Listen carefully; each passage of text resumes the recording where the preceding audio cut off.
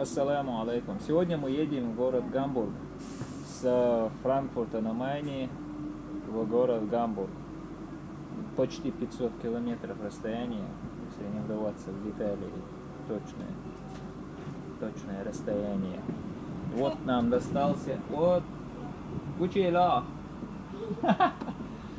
И вот нам достался пустой вагон совершенно. Короче, кроме нас никого.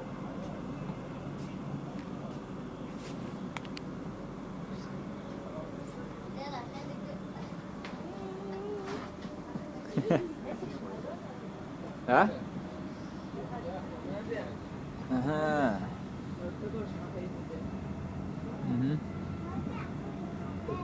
Gästen wünschen noch einen schönen Tag und gegebenenfalls gute Weiterfahrt.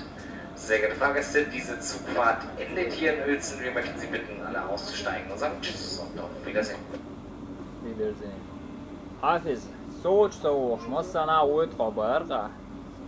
Дикция ларай. Не говори такие вещи. Сюда хочешь румон сиги.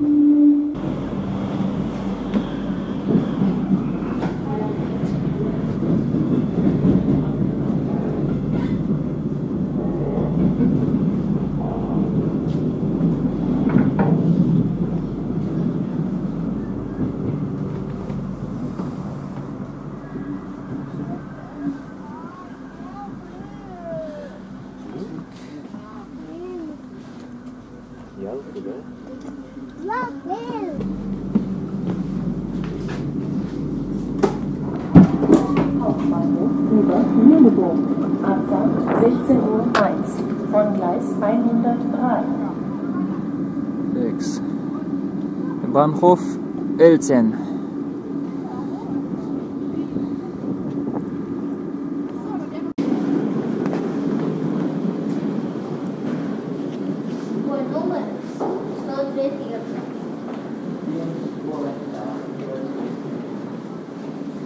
Как будто в катакомбах.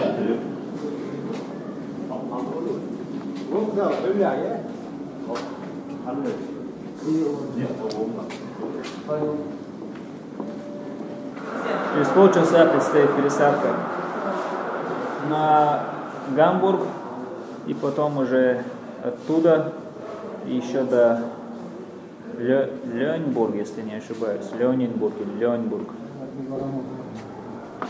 Какое-то все мультяшное в городе Уelzen. И комната ожидания даже есть. Öffnungszeiten, Warteraum. И закрывается в 21:15. Так, поезд наш прибыл. Точно войнок будет?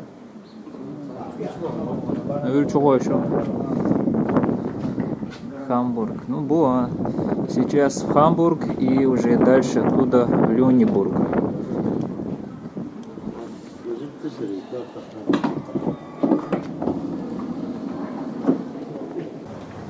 Stadtplan Lüneburg. Lüneburg.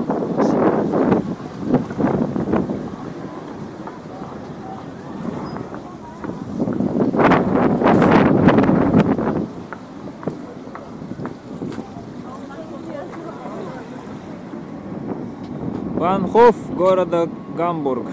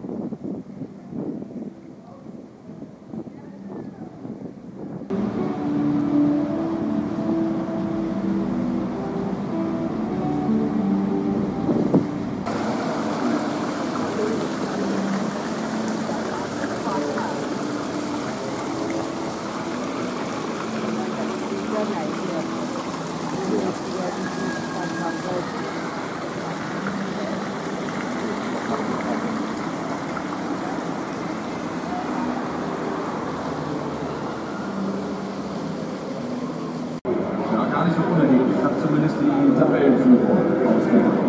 20 Minuten noch zu gehen. Können 20 Minuten für Panama sein.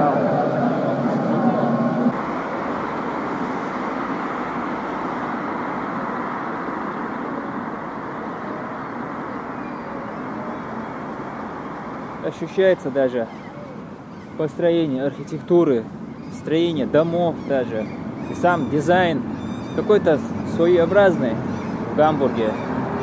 Очень интересно, конечно.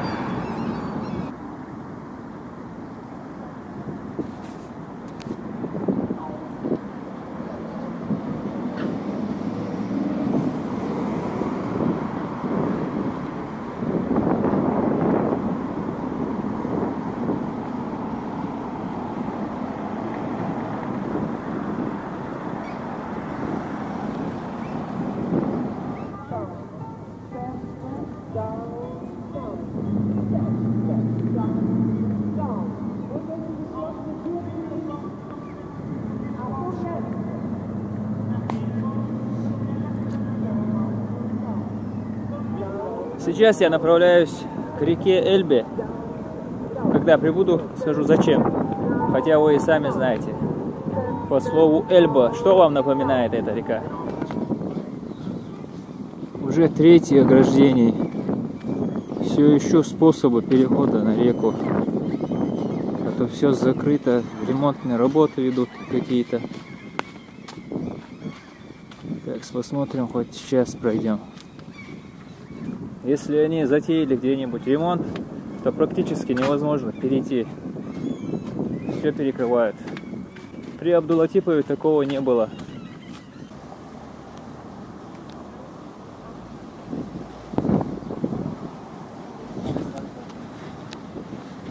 Вот хочу показать вам велосипеды, которые можно в аренду взять.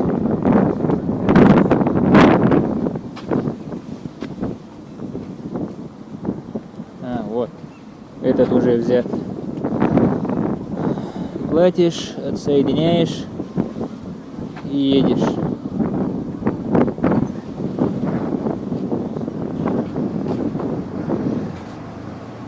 Например, в моем случае я же не могу, но я могу, например, я или не захотел приехать сюда с велосипедом. Просто оставляю велосипед дома и тут плачу, сколько там, 5 евро или 10 евро, я точно не знаю цен. И все, не обязательно со своим велосипедом кататься. Хотя и со своим велосипедом можно 5 евро просто за дорогу на билет платишь и все. И вот мы прибыли на реку Эльба. Историю, которую, наверное, все в школе проходили и все знают. 25 апреля 1945 года на реке Эльбе прошла знаменитая встреча союзников по антигитлеровской коалиции. Первым из советских военнослужащих, встретивших американские войска, стал командир кавалерийского полка подполковник Мауды Висаитов. Он профессиональный военный, и за годы войны Висаитов прошел боевой путь от Терека до Эльбы, командовал 255-м отдельным чечено-ингушским кавалерийским полком и 28-м гвардейским полком. К званию Героя Советского Союза представлялся в июне 1945-го, однако звание было присвоено посмертно только в мае 1990 года. В представлении Висаитова перечислены его военные заслуги, взятые города и населенные пункты, более 3500 пленных, тысячи освобожденных из фашистских концлагерей. Среди наград Висаитова не только ордена и медали СССР, но и награды Польши, Венгрии, Чехословакии, а также и американский орден Легион Чести, перед которым встают президент и сенаторы США. После отставки полковник Висаитов работал заместителем министра внутренних дел республики. Умер 23 мая 1986 года.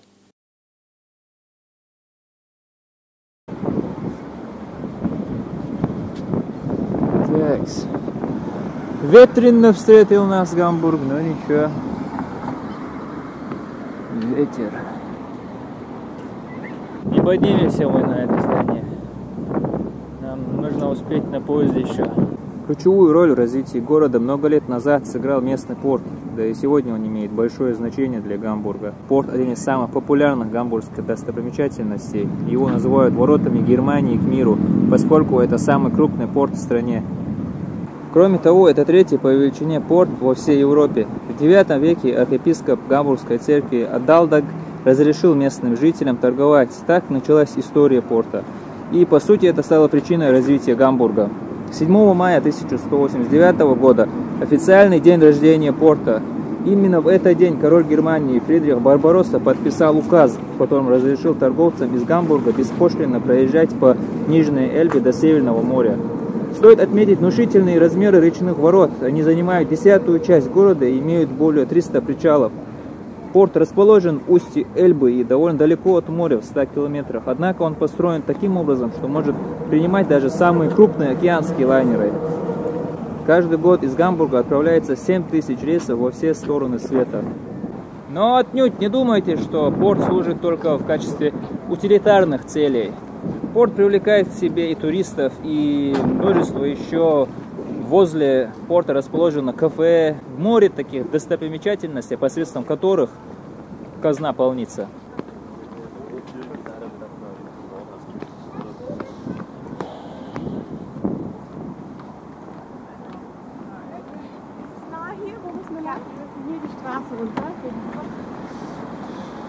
Вот там расположен модель Зайнбан Вундерланд.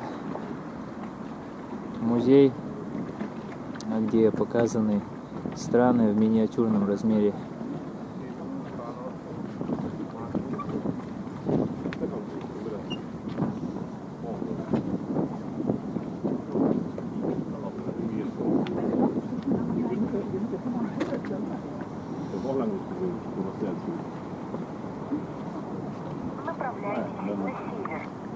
На север нельзя, нам на восток. И тут, как и во Франкфурте, ключики, безомчики.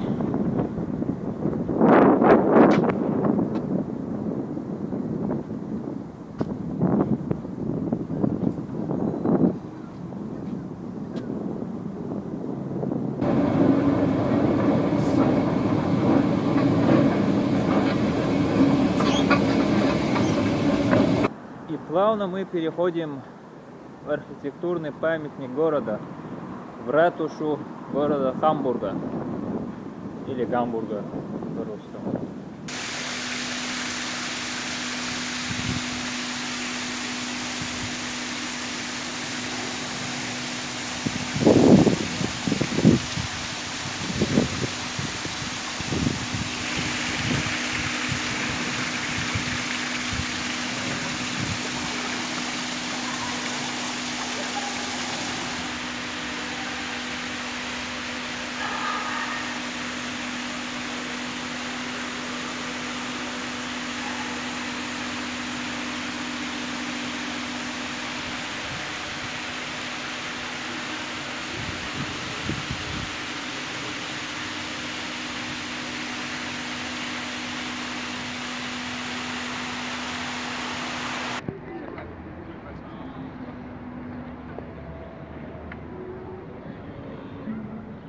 Матуала вообще.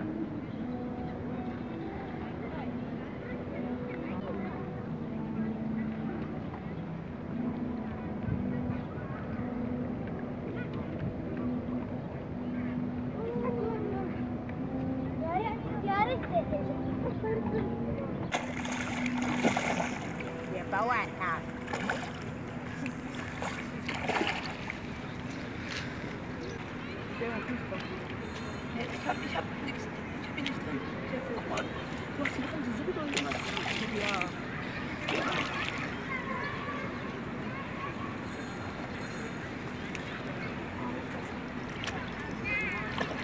That's it, one on even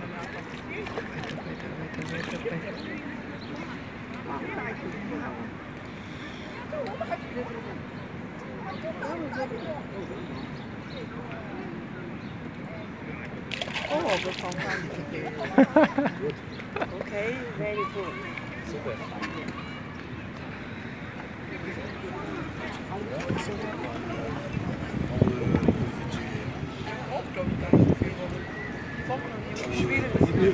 Era quello di Levo di Clapini,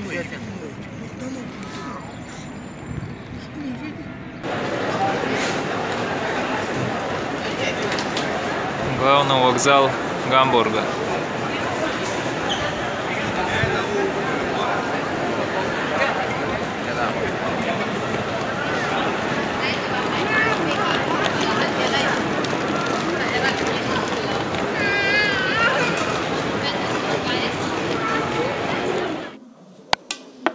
Шнур мы нашли, оказывается, в сумке ноутбука лежал. Так что телефон мы зарядили, то есть эту камеру, и дальше уже поедем.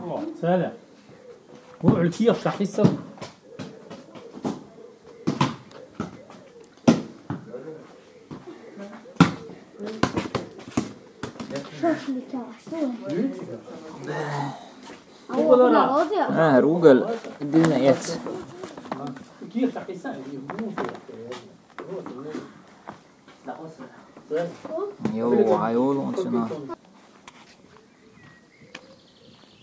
Вот вами обычная деревня в немецком городке. Бывают совсем небольшие селения, в которых абсолютно отсутствует какая-либо инфраструктура. Вокруг лес, симпатичные домики, маленький биргартен и все.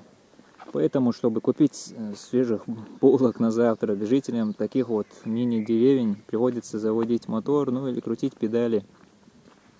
Но многие деревеньки в Германии, конечно же, снабжены как минимум мясной лавкой, булочной и маленьким супермаркетом. Деревня в Германии — это совсем не то место, где проживают лишь фермеры, где плохие дороги. Совсем наоборот, это чистые и уютные селения с ровными дорогами, с милыми домиками, больше похожие на отдаленные от города районы, где живут обычные люди разных профессий, которые встают утром и ездят на работу, находящуюся в 50 километрах, а иногда и в 100 километрах от дома. Как показывает статистика, молодое поколение, уезжая из отчего дома, покидают деревни и не спешат в них возвращаться. Лишь малый процент из них, обзаведясь семьей, снова обустраивается в какой-нибудь милой деревне. У многих со словом «Германия» сразу же возникает ассоциация большого индустриального мегаполиса, небоскребы, автомобильные заводы, банки. Вы, наверное, тоже подумали о Франкфурте, Гамбурге, Мюнхене или Дюссельдорфе. Вторая распространенная ассоциация – массивная немецкая архитектура, готические храмы и романтические замки Кёльн, Дрезден, Нюрнберг, Дармштадт. Действительно, для многих, привыкших к разделению на города-миллионники и все остальные города, кажется чем-то странным ехать в такую страну, как Германия, и жить там в деревне. Но правда ли там все так уныло, или может это только наши стереотипы? Жизнь в большом городе имеет свои плюсы и минусы, как и жизнь в маленьких городках и деревнях. Немецкие мегаполисы, безусловно, красивые, скорее всего, именно потому, что в них прекрасно сочетаются историческая и современная архитектура. Во Франкфурте, блуждая среди красивых небоскребов разной формы, можно тут же оказаться на старой площади с фахверковыми домами и уютными кафе. В мегаполисах больше работы из-за большого количества офисов, банков, предприятий и организаций. Найти работу в большом городе зачастую проще, чем в маленьком городке. Но рассмотрим недостатки мегаполиса. Тем не менее, жизнь в немецком мегаполисе имеет свои недостатки, о которых многие, на мой взгляд, задумываются не сразу. Жизнь в городе дорогая. Цены на аренду жилья в большом городе могут 2-3 раза превышать цены на жилье в маленьком городе, находящемся в 15 километрах от мегаполиса. Таким образом, аренда жилья в год может превышать десятки тысяч евро. При этом качество жилья может быть весьма низким, даже при высокой арендной плате. Пусть деревни будут обобщенно названы все населенные места с населением менее 40 тысяч, хотя в Германии населенный пункт с 10 и плюс тысяч человек считается уже городком, а деревни часто не превышают 5000 жителей. Немногие знают, что абсолютно все немецкие мегаполисы окружены сотнями мелких деревень и поселков. Это пригород, далее 10-15 километров от города идут уже маленькие города, а между ними деревушки. И вот так выглядит типичная немецкая деревня. Ну, рассказали про преимущества, про красоту деревни. Также, естественно, упомянем и еще эти недостатки. Не все деревни в Германии имеют инфраструктуру. Есть, так сказать, глубокие деревни, находящиеся далеко от городов и не имеющие даже собственного супермаркета или булочной. Поэтому при поиске жилья обязательно следует обращать внимание на расположенность ближайших инфраструктурных комплексов. Иначе придется постоянно далеко ездить за продуктами и прочими вещами. Чтобы жить в деревне, лучше всего иметь автомобиль, конечно, потому что в выходные автобусы курсируют редко, либо не ездят вообще. Жизнь в деревне предполагает быть мобильным, однако в пригороде можно жить и без автомобиля.